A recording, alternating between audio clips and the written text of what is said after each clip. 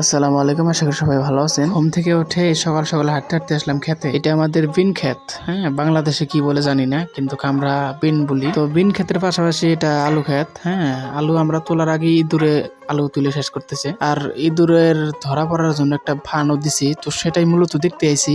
হ্যাঁ, আর ফানটা যে কোথায় রাখছে, দুই ভাইয়ে খুঁজতে খুঁজতে জীবন শেষ। মাগার পাইতেছি না, অলরেডি পাইছি। দেখেন, এইটাই আমাদের ইঁদুর মারার ফাঁদ। কি আর বলবো, ইঁদুরের জ্বালায় ভাই আলু ক্ষেত একদম শেষ হয়ে গেছে আমাদের। আপনারা একটু বলেন তো, এই ফাঁদ দিয়ে কি কাম হবে?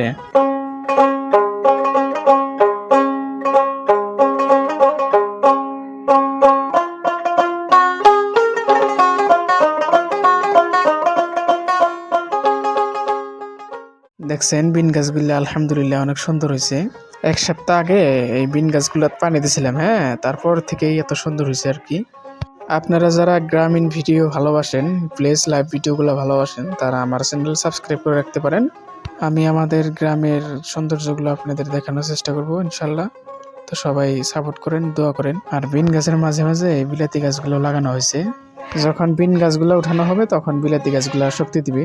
তো আর একটা কথা, যে কৃষকের মন তখনই ভালো হয় যখন ফসলগুলো ভালো হয়। আর সকাল সকাল বিন গাছগুলো দেখে মনটা ভরে গেল। আর বিন গাছগুলাতে ফুলও এসে পড়ছে, আর কিছুদিন পরে আশা করি ফলও আসবে, আর সেটা আপনাদেরকে দেখানোর চেষ্টা করবো ইনশাল্লাহ। তো ধন্যবাদ সবাইকে ভিডিওটি দেখার জন্য। সবাই ভালো থাকেন, সুস্থ থাকেন। আসসালামু আলাইকুম, খুদা হাফিজ।